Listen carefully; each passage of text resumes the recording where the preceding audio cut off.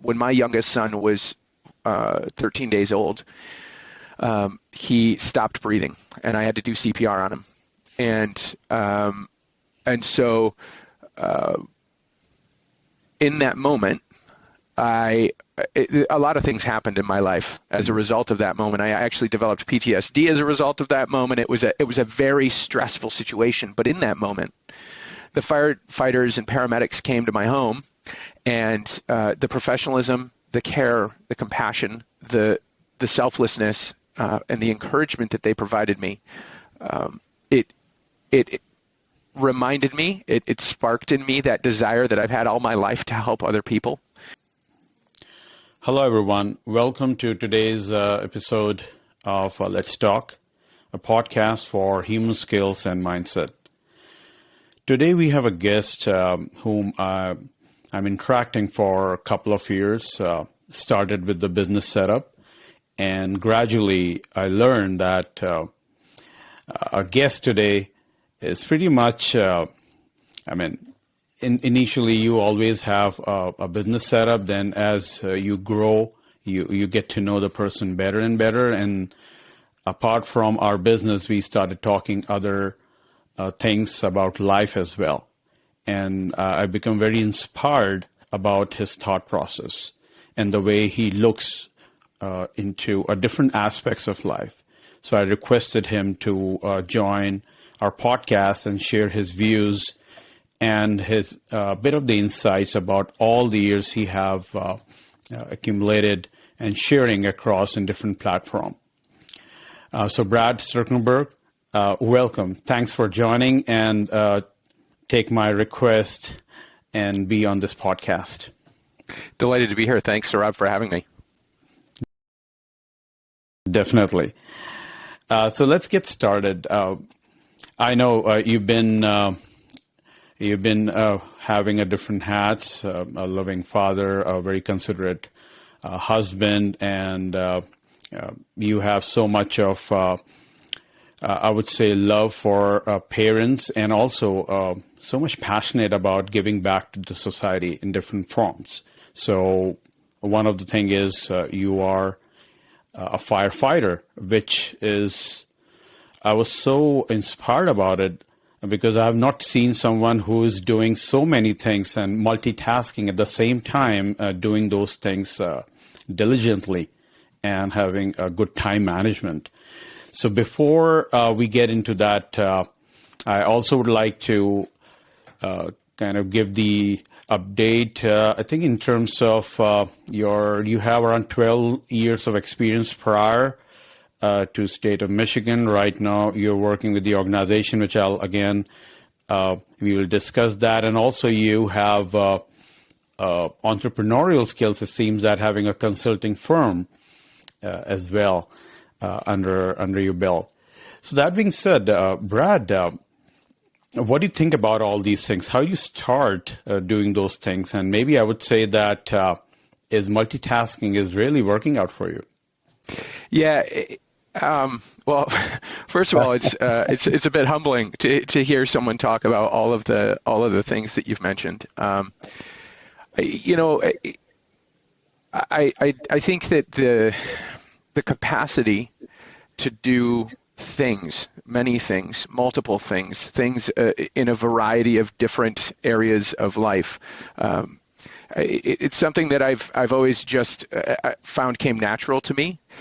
But I would say that there's been some drivers in my life, right? There's a lot of things in life that I think if I go right down to it, they started in my childhood. They're rooted in my childhood, and a realization early on that there's a lot going on in the world. There's a lot of people who need a lot of things in the world, and we're no different. And so I think that the driving force behind doing all of the things that I do, the giving back, the involvement in my community, the working hard, the providing for my family, the raising my kids, loving my wife, all of the things that you mentioned, the driving force behind all of it is a desire to make things better.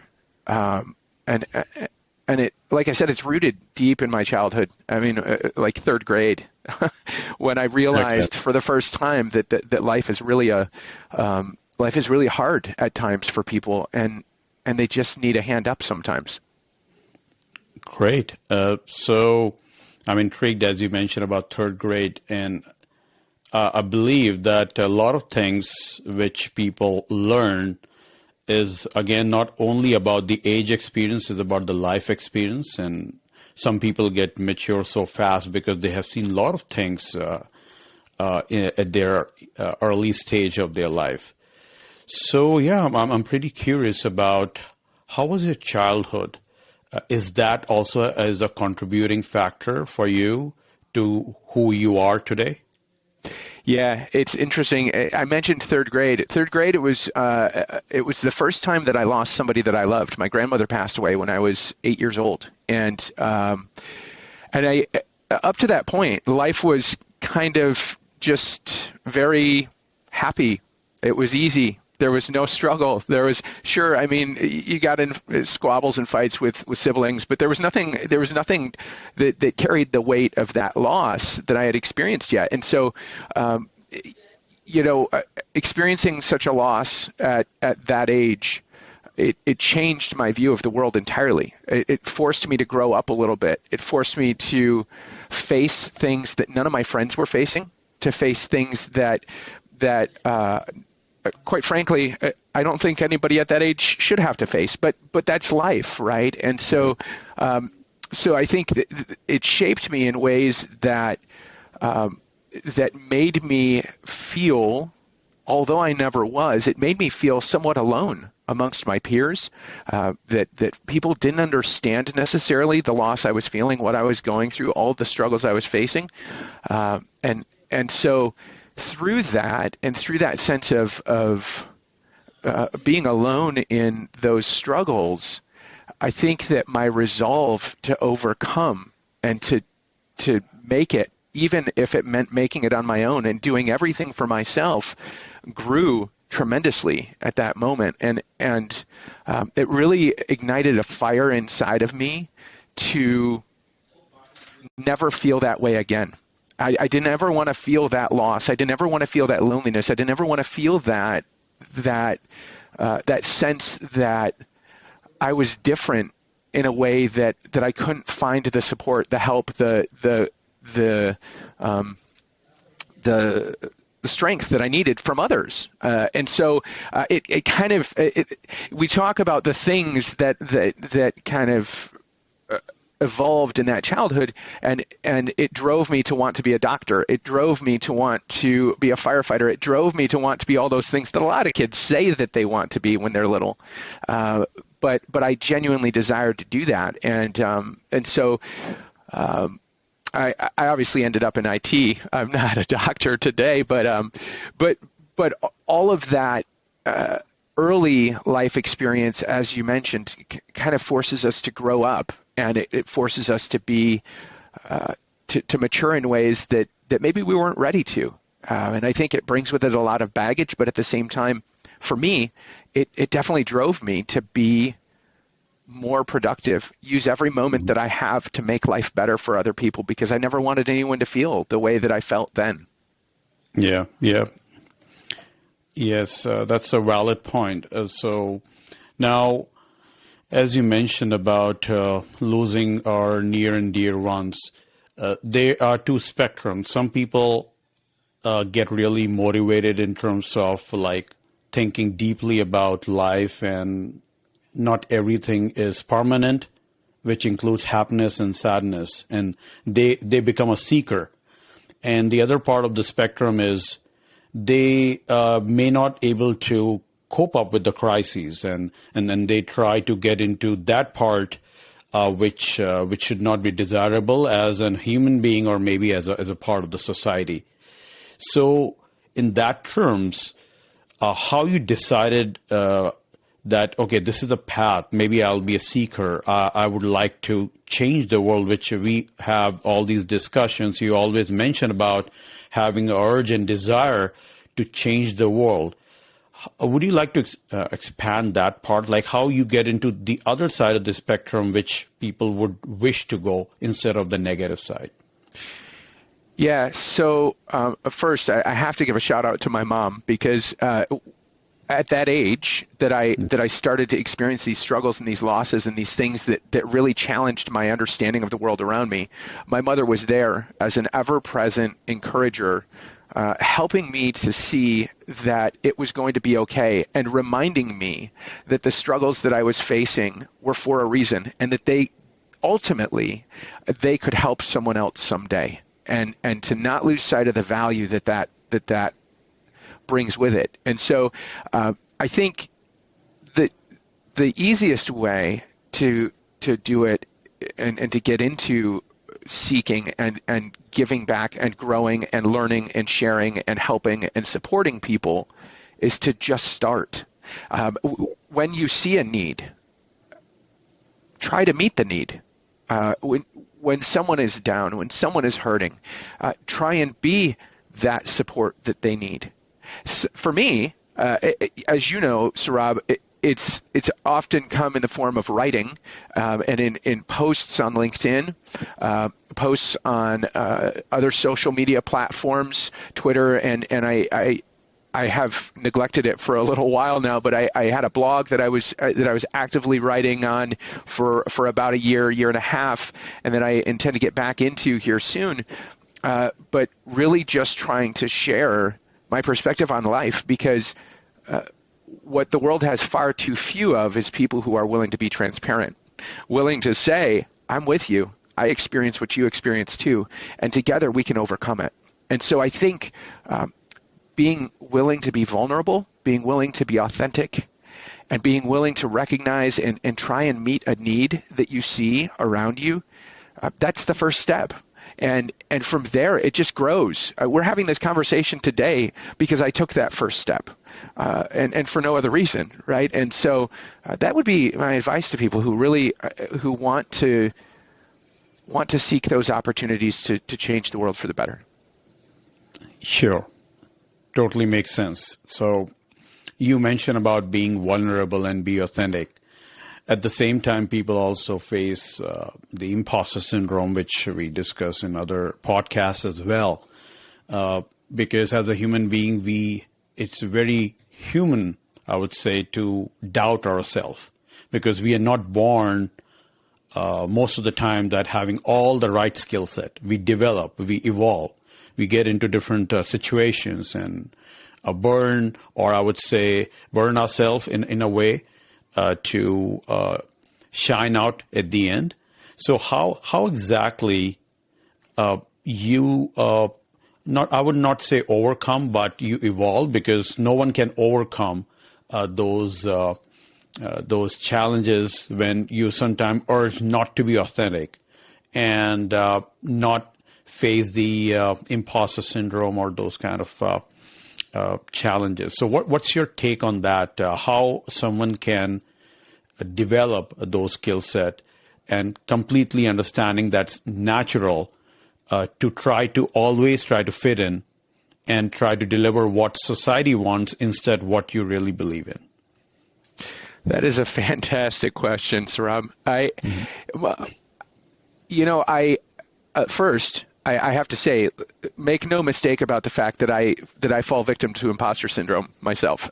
I've definitely not overcome it in my life, and every time that I find myself in a situation that is brand new and that is especially situations that are being lived out in front of other people, I struggle with that sense of I don't belong here. I'm not the person to do this. I don't have the skills. Nobody wants to hear what I have to say. Why would I be here? This is terrible. And to your point, trying to overcome that, I think I continually go back to some of the things that my mom used to say to me around my place in this world and the purpose that I have in this life. That I strongly believe that one of the easiest ways that I overcome this is to recognize that I don't know where everyone else is coming from.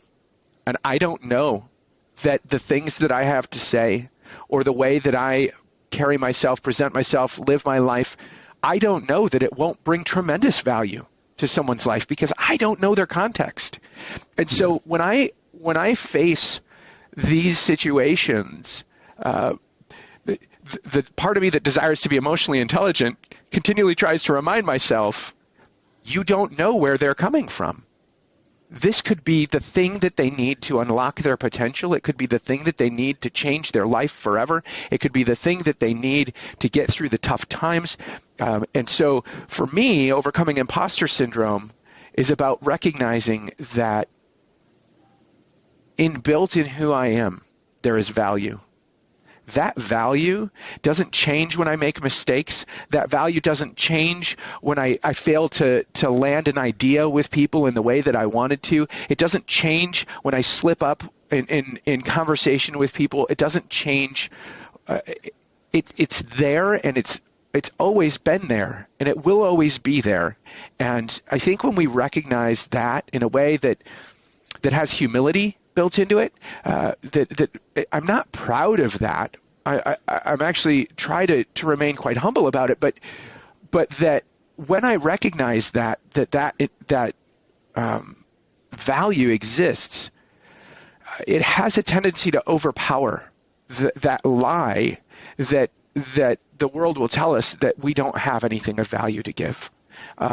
And I think that lie is ultimately the reason why we fall victim to imposter syndrome.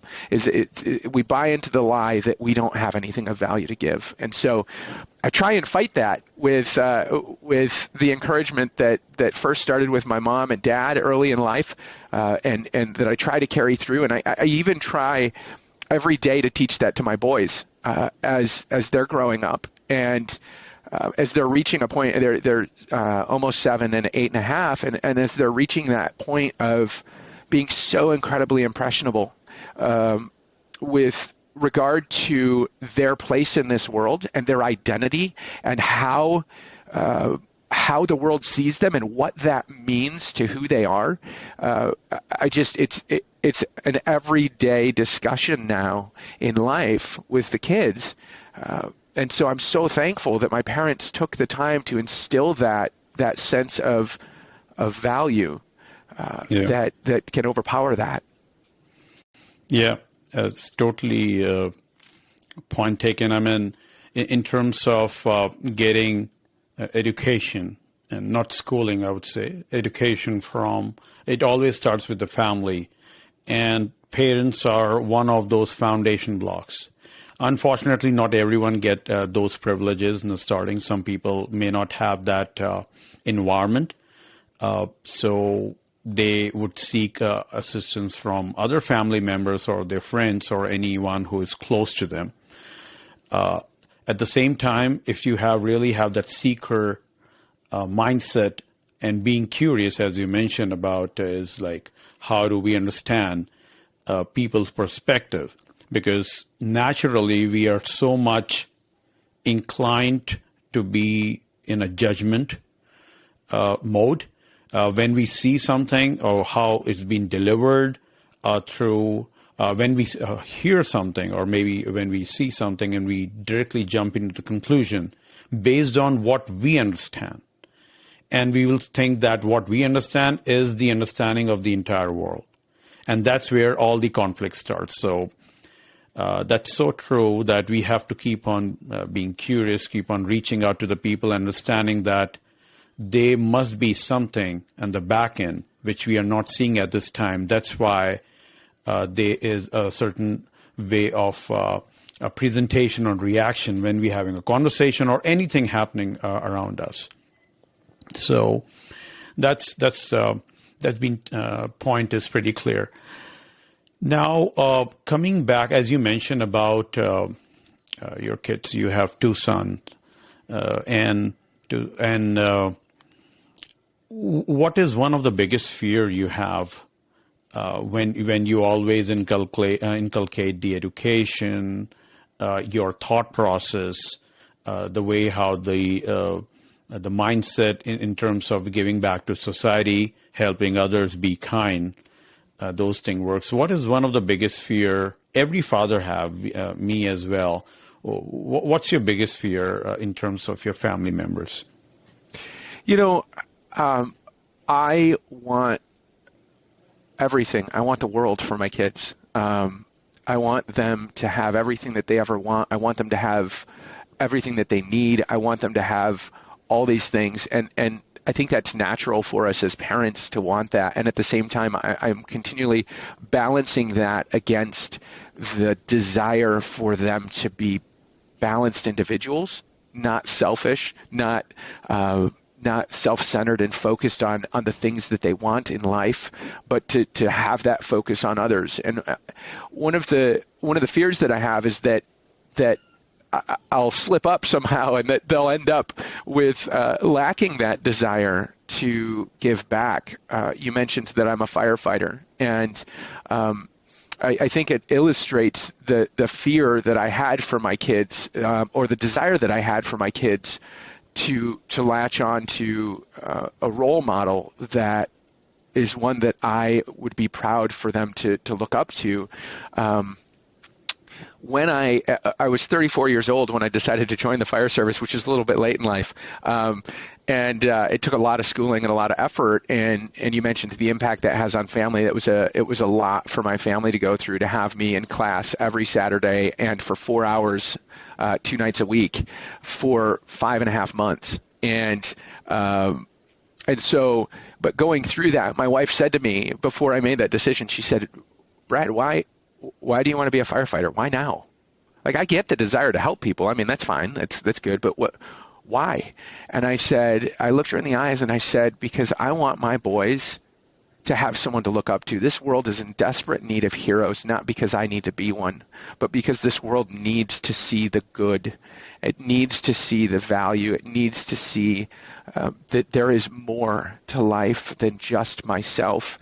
And if I can be that hero to my kids, if I can be that person that they would look up to have that sense that there is so much more to this life than just getting the next Lego or getting the next toy or having the next thing that everybody else is talking about, that lives are on the line, that lives can be forever changed by our actions and our decisions to give back, then it would be the greatest honor of my life to do that. And so that's how I got into the fire service, actually, was because of that fear that my kids wouldn't share that deep sense of urgency to help others. I wanted them to see it, and I wanted to portray it for them. I wanted them to know it and know that without a mistake that I absolutely value helping other people above many, many, many other things in my life. And it's, I think it's working. Yes. As I said, they're almost 7 and 8.5, and I think I'm seeing it. I'm seeing that bear fruit in their lives. And so, but that is my fear, is that they would go about their life with selfish ambition, selfish desires, and that hope that I had to instill a selflessness and a sense of charity and a desire to give back would be lost. But I think, as long as I have breath, I'm just going to keep trying to share that message with them in whatever ways that I can. Yeah, that's such a wonderful thought. And I think that also, it's so important that when you teach your kids of some certain things about kindness or giving back to society or really walk the talk, you have to show something to them as well that you're really doing. It's not only about good things.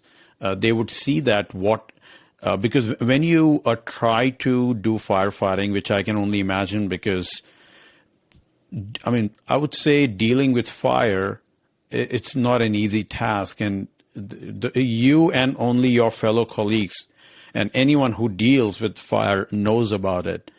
So this is when I got to know at that point, when you mentioned that you're a firefighter, I was like, wow, this is, I would like to know Brad more about it.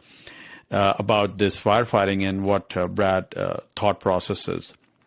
I recall when you mentioned about firefighting a couple of years back, I think there was some incident happened. If I think I recall, I don't know, I mean, if your son or someone else, like they were like about stop breathing, and then firefighter came in and rescue, and that also one of the sparking moment that you would like to pursue this. Am I right in Yeah, that? yeah. So that's actually an interesting situation, and it sparked in me the desire to. It was the first step in looking into whether or not it could be possible for me to be a firefighter and give back in this way. When my youngest son was 13 days old, he stopped breathing, and I had to do CPR on him. And so in that moment, a lot of things happened in my life as a result of that moment. I actually developed PTSD as a result of that moment. It was a very stressful situation, but in that moment, the firefighters and paramedics came to my home, and the professionalism, the care, the compassion, the selflessness, and the encouragement that they provided me, it reminded me, it sparked in me that desire that I've had all my life to help other people, and it reminded me that my heart had a desire for that, and that my life wasn't full to the point that I couldn't possibly pursue those things. And so, yeah, it changed our lives in many ways that day. And I'm thankful that there was an opportunity to join that fire department, because that same fire department is the one that I'm on. And those people that came to help me in my hour of need are the people that are now my brother and sister firefighters and paramedics. And I get to benefit from working alongside of them and paying back and paying forward the gift they gave me in my time of need. And so yeah, it was a very fast and very emotional and very taxing time for us when that happened. But it did. It ignited that desire to seek out that opportunity once again. Yeah, definitely. I mean, it's what we generally, I have read somewhere that difficult times make a strong man. And these things, sometimes we take so much for granted. I mean, life is so fragile. You get to know about it, that it's just about when we keep on working on a lot of things, which is most coming from our desires to own some things or try to get I would say the best gadgets in the world, or get the best vacation in the world. And obviously those are part of the life as well. But at the same time, we have to balance it out to understand that life is pretty unpredictable. So do what you believe in, and definitely we are a human being. So we have to, as the podcast I mean, what we believe in is a human skill. So just try to develop them and try to ensure that when you sleep in the night, you have a smile and on your face that you did something good today. So that being said, let's try to change gears about talking something about your professional life. So you started with the consulting firm. You started, I think, if I recall, maybe around 2008 or something, or maybe 2006. You can correct when I complete this. And then you spent a couple of years. Still, that firm is alive. At the same time, you joined state of Michigan and spent 12 years, and then you moved to Avanade at this point in time. So help us walk through how has your professional life evolved over the period of time from your consulting? What was at that time your decisions to not, I mean, doing the job as well as having those consulting firm going as well as a side way? I mean, was it a side hustle in the beginning? Help us walk through, like, how was your professional journey so far? Yeah. So, as I mentioned, I wanted to be a doctor when I was young, and I went to school for pre-med biology and then Mhm. switched to IT. And in doing that, I started my IT career as a student employee at the university. And then when I graduated, I took an opportunity. I took a couple of years of my life to try and figure out life. I pursued opportunities to be in fellowship with some folks who I really felt had a lot to offer in mentorship, and so I spent some time working with nonprofits, and that's really where my consulting business started. Was I realized very quickly that there's a lot of IT needs that organizations have, and a lot of organizations don't have the money to meet them. And so, what appeared to be a kind of a side hustle ended up rarely yielding a paycheck to me. It was actually an opportunity for me it covered the expenses of the business, it covered the travel, it covered all the equipment and all the things that I needed to be able to do the consulting work that I was doing. But I set out to do full spectrum consulting for nonprofits, and specifically, I was doing a lot of work with churches and summer camps and things like that that really had low budgets, and trying to help them to at least achieve a level of security and of uniformity of practice and things like that. And a couple years into that,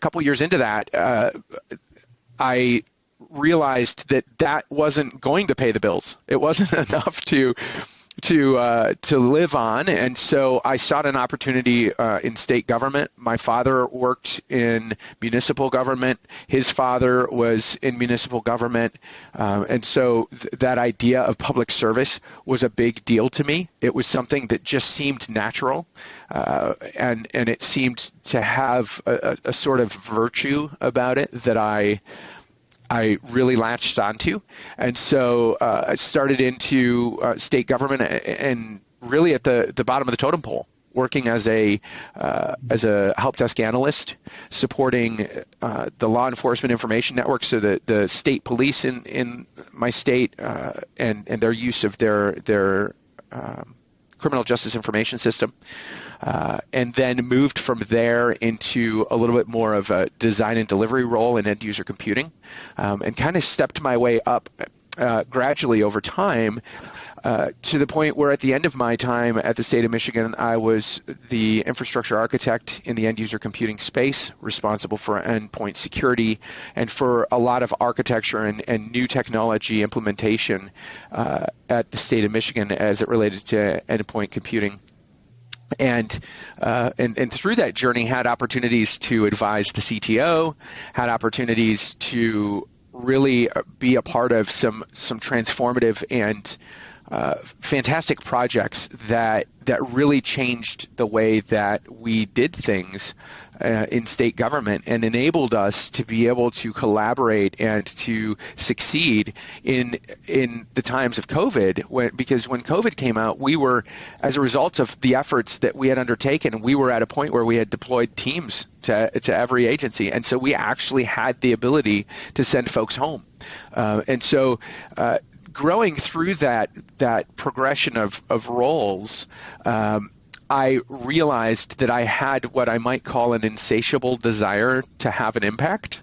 And I think that's kind of obvious by now, that I want to change the world. And I don't want to do it so that my name is written all over the world. I want to do it so that the world is a better place. And so what I found is that after those 12 and a half years in state government, I had reached a point where I felt like my ability to have an impact was limited due to the fact that I'm only one person, and sure, I could do things, I could make a difference, but what I was finding is that as my career progressed, the impact that I, as an individual contributor, was able to have was staying the same. Like it wasn't fulfilling that desire that I had to make a bigger difference. And so I was seeking opportunities to enable others and empower others to be able to make a difference, and that is where Avanade came in.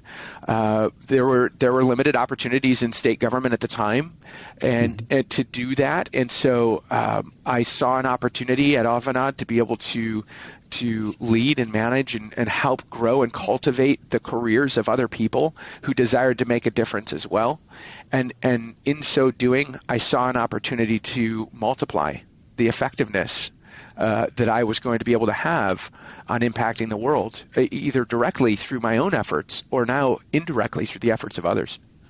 When you talk about these progressions in different organizations, what do you think? What helps you? As you mentioned that you started with a pretty early, I think the technicians and help desk administrator, and then rise up to the ranks of enterprise architect. What kind of things you did, or what was the difference from other folks which really helped you to get to the enterprise architect stature at the time when you left state of Michigan? Yeah, so it's kind of interesting. The journey was wholly organic, and at the same time, it really didn't. There's only about 2 steps that I took intentionally, and the whole rest of that journey was an organic thing that was both led by results and led by the desires of others. So if we go back to the days when I was working at the help desk as a help desk technician, I think the thing that I brought with me that was somewhat unique in government, and I don't say that to confirm the stereotypes that a lot of people have about government employees being lazy or being not passionate people, but what I brought with me was a desire, an insatiable desire to do better. Not just to do better personally, but that the processes, the procedures, the way that we do things, can we improve it? And if we can improve it, should we improve it? And if we should, then why aren't we improving it, right? And I had that desire to make the world around me as efficient as it could be so that I could maximize the value of every moment of my day. It's just kind of it's built into who I am. It's not even as intentional a thing as it might seem. For me, it just was who I am. And so as a part of that, people took notice. They started to recognize the things that I was doing, the recommendations that I was making, the speed with which I could take in a thing that was new to me, could break it down in my mind, reassemble it in a different way, and put it back out to the collective group as a potential improvement. And so as people started to take notice of those things, the thing that I did, which I think I look back on it now and I see that it absolutely was a part of my trajectory and the velocity of my trajectory. But what I did is I just put my head down and I worked as hard as I could at every single thing that was put in front of me, and I didn't stop until we succeeded.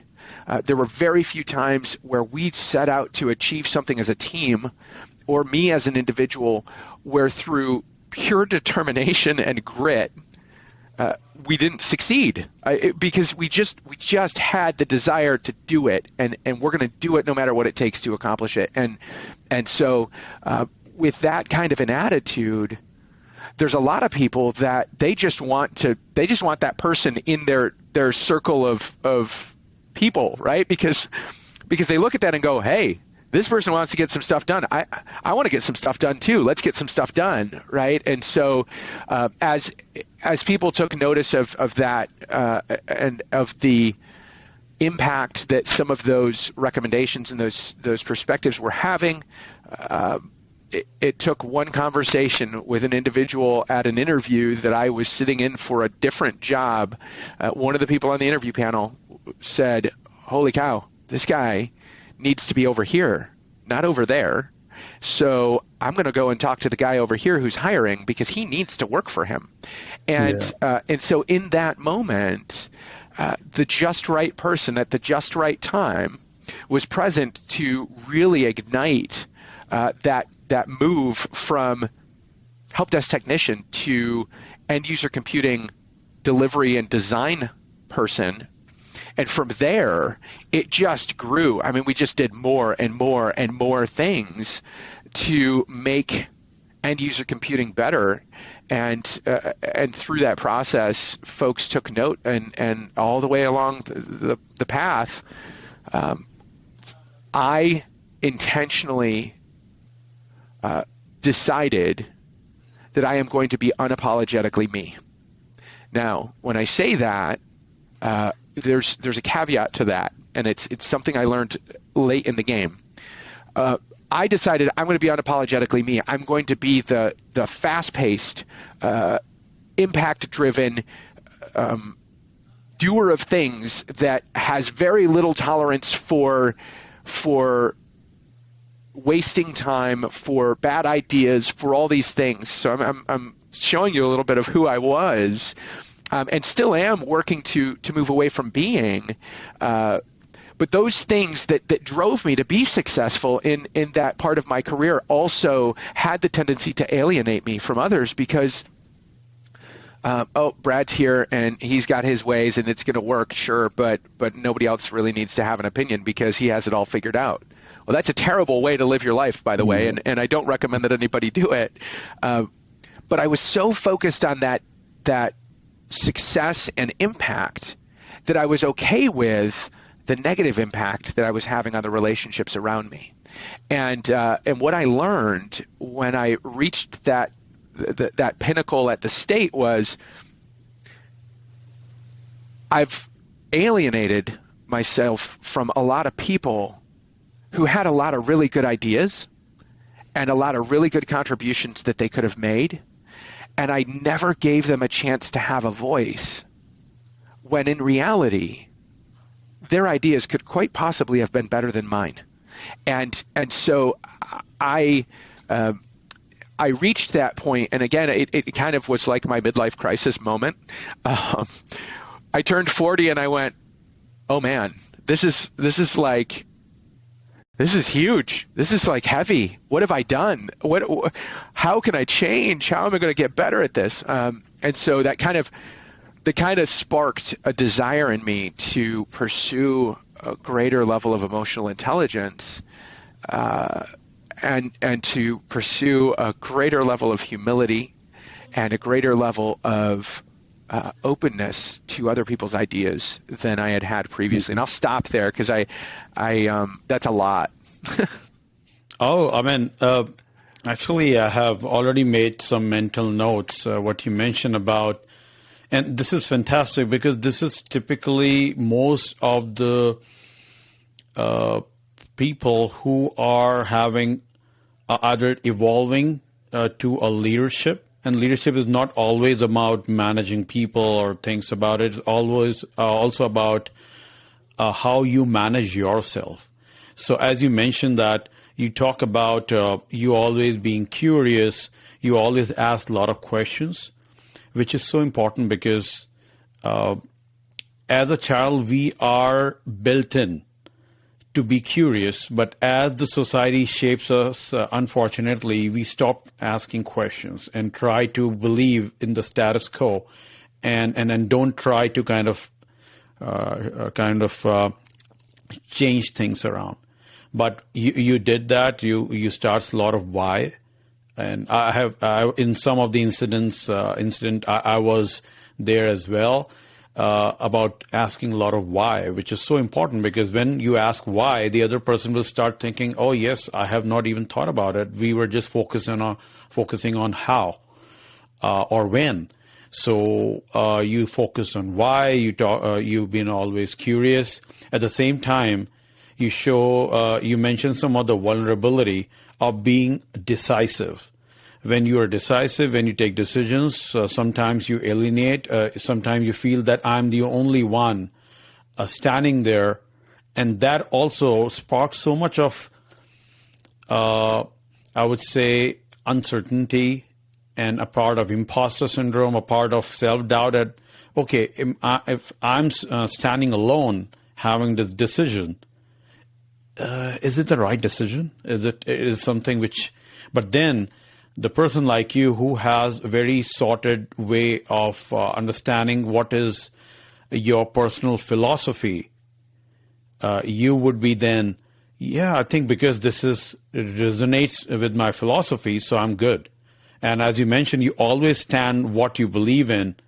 At some point in time, you might be alone, but as you keep on evolving, you will also see, and I think you must have observed that sometimes people say that, oh yes, I think I was thinking, but then maybe you were the one who started leading that, and now I'll be a part of your team, a virtual team which you're building, and then you will gradually seeing a lot of people who are become the advocate of what you're thinking because you believe in certain things. Not many people spend that much time on that. So that's so true. You beautifully explain about all those things about decisiveness, vulnerability, being curious, and spending more time on why and try to make the difference. So that's so good. Now about let's again change gears. There are so many things to talk today. We talk about your personal life a bit, about how it's shaped up from your childhood. We talked about the professional life. Now I would like to focus on your life, which is after work, your passions. I know that you're passionate about the thing which is on your background, and I would like you to kind of expand to that how you opted out to the sport. And people who are maybe driving or may not be viewing this podcast, you can see a beautiful bike in the background, and I can see following Brad on Strava, and I see that he's a big bike enthusiast and do a lot of cross countries and all those. So Brad, I would like to let you expand about this hobby, your sports, and how this also transformed you as what Brad is now. Yeah. Well, I definitely love cycling, and I by no means am an expert. I don't do cycling for the sake of necessarily of getting medals and entering races and doing all of those things. I do it as a hobby, but at the same time, I think it's important to understand that my passion for cycling is entirely based on what cycling gives me. Cycling for me, when I experienced the situation with my youngest son that I mentioned earlier, where he nearly died, nearly choked to death, I developed PTSD. And as a result of that, there was a lot of stress and a lot of anxiety and a lot of chemicals being released into my body that are like fight or flight type chemicals, and the type of thing that it creates a need for me to be active. The only way to counteract a lot of those chemicals that were being released into my bloodstream as a result of that PTSD was to release the exercise chemicals into my bloodstream as well. Would you like to, sorry to interrupt you, just to make sure that, would you like to give a bit background of PTSD for people who may not know about it? Sure, I can. So for me, and I think PTSD it varies for a lot of different people, but it's essentially a condition where folks suffer from a stress management disorder following a traumatic event. They become unable to cope with in the same way that they previously could cope with the stresses of life. For me, the thing that triggers my PTSD, and most people with PTSD, there's a trigger for it. And many people, it's multiple triggers.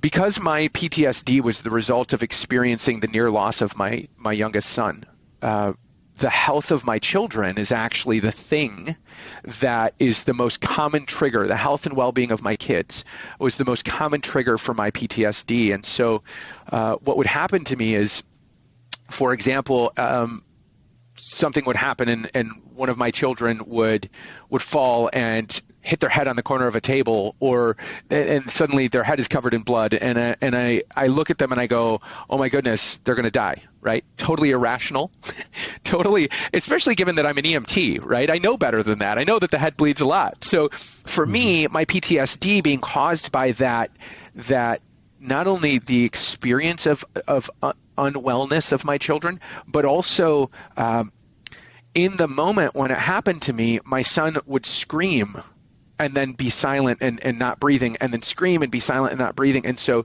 even as my children grew up, that crying and screaming and all of those things, it was almost like an ever-present trigger that was just raising that level of those chemicals in my blood that were fight or flight. And I just felt like I have to escape this. I can't do this. And so I had ridden a bike throughout my life, and my doctor said, you should really get outdoors and do exercise and lift weights and do whatever it takes to be active.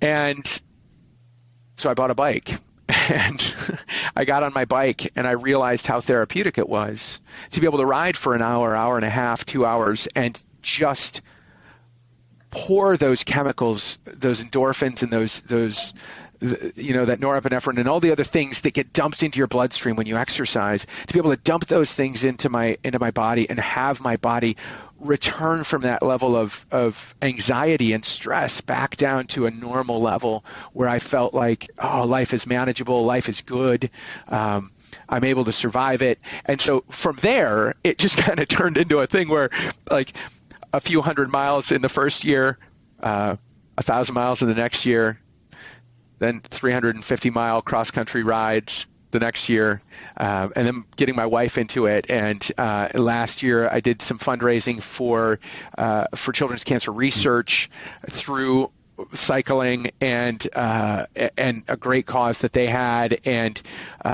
so last year, I think I ended up somewhere around 3,500 miles. And for me, cycling is that outlet. It's that opportunity I have to be able to escape all that's going on at work, all that's going on at home, and just focus my attention on that cadence. My pedals, 88 revolutions per minute. My pedals are just going and going and going and going and going. And that consistency and that rhythm and that balance that it brings to my life is really what drives me to be passionate about it. And so, yeah, behind me, I've got my Cannondale Scalpel, my mountain bike, sitting on the rack. I was doing some adjustments on it. And so, yeah, I definitely am a fan of cycling. I tried the running thing like you do, Saurabh, and it did not agree with me. So I stick to cycling, a little bit lower impact, but still get to get outside in the great outdoors and enjoy what's out there. So that's wonderful. And I do believe that sports also unlock those potentials and unlock those capabilities which you never had in the past.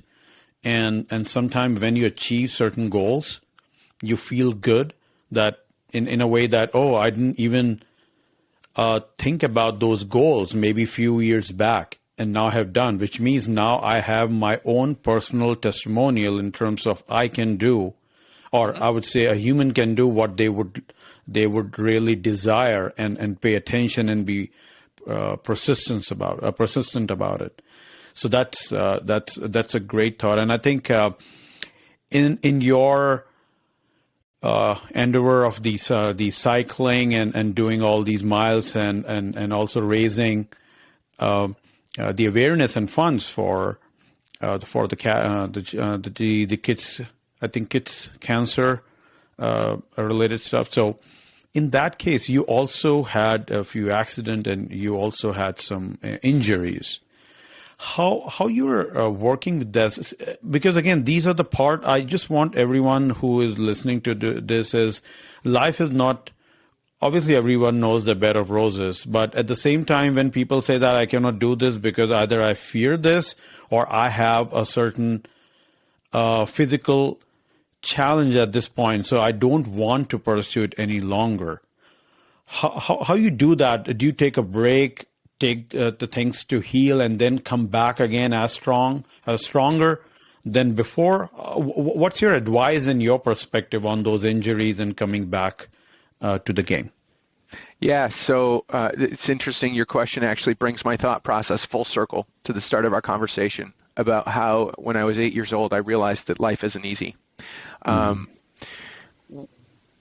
For me, I've had some pretty bad falls. Last year I had a fall in which I was off the bike for 3 weeks. I displaced my hip, nearly fractured it, and I did a tremendous amount of bruising, and it took, for all of what I did to fully heal, it took about 3.5 months for all of the bruising to reabsorb and all of those things, and that meant it hurt. It hurt to ride. It hurt to walk. It hurt to do life for a while. And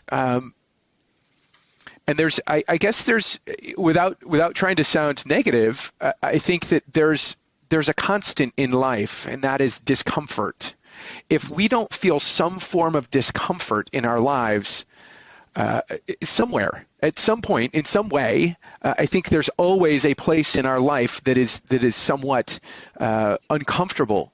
Whether that place in our life is because we fell on a bicycle and hurt ourselves, or whether that discomfort in our lives is because we are pursuing growth personally or professionally, whether that discomfort comes from the imposter syndrome that we already talked about, wherever that discomfort comes from, it's a constant in life.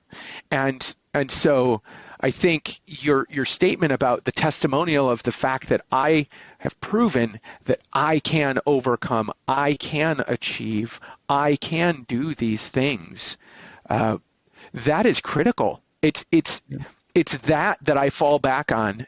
Yes, I've hurt myself. Yes, it happened one time out of 387 rides. Is it likely to happen on the next ride? Statistically, no, it's not. Is it likely to happen again? Not necessarily, because I'm a lot more careful going around corners now. But you know, the idea there is that yes, you have to. My dad always said, if you fall off the horse, you got to get back on it right away, right? And I think there's so much truth to that. The more time that we give ourselves to think about and to ruminate on the negativity that came out of a bad event in our lives, the more that we dwell on it, the more that we have a tendency to completely disarm our desire to do the things that we were previously doing before that happened, and we just kind of like tear apart that desire, and we dismantle it, and we say, oh, it's not worth it anymore because this one time it hurt. Well, you know, that's a very personal decision that everyone has to make, but I would encourage people that the thing that drove you to do the things that you love, the thing that drove you to pursue those passions, it's not gone. It's really not. There's a bruise that's a little bit louder right now than that voice inside of you that says, I'm passionate about this thing. But make no mistake about the fact that when the bruise is gone, the passion's still there, and you can still feed that passion. And so I just encourage people, don't put off, don't delay getting back out there and doing that thing that you love. Just because you got hurt, whether it's the loss of a loved one, whether it's, fall on a bike, whether it's, a shoulder that gets torn, whatever the thing that you do that kind of puts a stop to that pursuit. Make that pursuit the thing that you want to get back to. Don't let it go if it's something you love. Definitely, totally makes sense, and this is something I would also again go back to our kids-like behavior. because again, we still have a lot to learn when a kid is learning a bike and they have training wheels on, right? So obviously that is one of the level one to make sure that they understand how the bike is ridden and they can develop their self-confidence. And then they move on without the training wheels. But there's multiple occasions where the kid fell down and then have a couple of bruises here and there. But that doesn't mean that as a parents, we say that, okay, stop riding. So we always encourage. But somewhere down the line, when we become an adult, the same analogy when we try to put it in something, when we try doing any kind of things which we believe in and we fail, sometimes we just stop doing it. So why don't we at least try up to a level where you think that, okay, now maybe it's time to move on. And that wisdom always comes when you spend more time in self-reflection, that when is the time to stop? When is the time to keep on pushing hard? So that's a great thought. I think now we have a time to wrap it up. But there's so many things which I would definitely like to discuss more. And we can definitely do it in future as well. But as to wrap up, I would like to ask you one last question about what kind of legacy you would like to leave behind when you're gone. What kind of things you would like to be remembered as a human being, as a father, as a wife, as the husband, and all the other relationships you have made. What Brad Sterkenburg would he like to be remembered for? This has changed throughout my life, and so my answer now is very different from what it would have been probably when I was, an adolescent or a young adult. But the truth is I want to be remembered for being a caring, loving, and impactful person. I want the world. I don't care whether the world remembers my name, but the difference that I made should be evident. And so I try every day to live my life so that the legacy I leave is one of impact, one of a world that is better than it was when I found it. And I oftentimes I'll remind myself this is a part of balancing that pride and humility and who we are. I tell myself that I want to see the world change, but I don't want to do it from center stage. I want to enable that change. I want to empower that change. I want to make the world a better place, and I'm good with everybody forgetting who I am through that process and just seeing the world in a better way and living life in a better way and experiencing love in a different way and just really to be those things so that my kids and my wife can be proud of the example that I set. Perfect. Yeah. Something to be proud of and make a bigger and a very noble impact on the world is what Brad really believes in, if I can summarize. The last one, which I always ask all my guests is, if someone would like to reach out to you for mentorship, advice, or any kind of discussion. So the first question is, what would be the medium they can reach out to you? And the other thing is, if someone would like you to be a mentor, what that person already would have done before reaching out, so that the conversation and the value is on the both side, not just like I want to be, can you be my mentor? A very open-ended question. So these two questions, and then we can wrap it up. Sure. So I generally I go by the online social media handle, The Real Sterk. And so you can reach me at therealsterk@gmail.com via email. You can reach me on Twitter. I tweet at @therealsterk, and therealsterk.com is my blog. You can reach me in any of those ways. You can find me on LinkedIn as well if you wish to find me there and connect there. Totally open to any of that. And regarding what you just asked about, what should somebody do in preparation to receive mentorship from someone, I think the most important thing is to understand what is the struggle that you're facing. What are you trying to do? What are you questioning? What are you not sure of the right path on? What do you want to accomplish with the time? And it's got to be more than to grow. It's got to be more than more specific things like, Brad, I'd love for you to help me to talk through and think through this idea of how I can be more impactful with the team that I work with, or how I can make a difference in my community, or things like that, right? If you have a specific thing that you're trying to achieve, it's far easier to help you and to provide that mentorship if that's something that you've already thought through. A little bit of self-reflection goes a long way, I think, in preparing for that mentorship relationship. Perfect. Yeah. So self-reflection and knowing why before you reach to Brad is the key.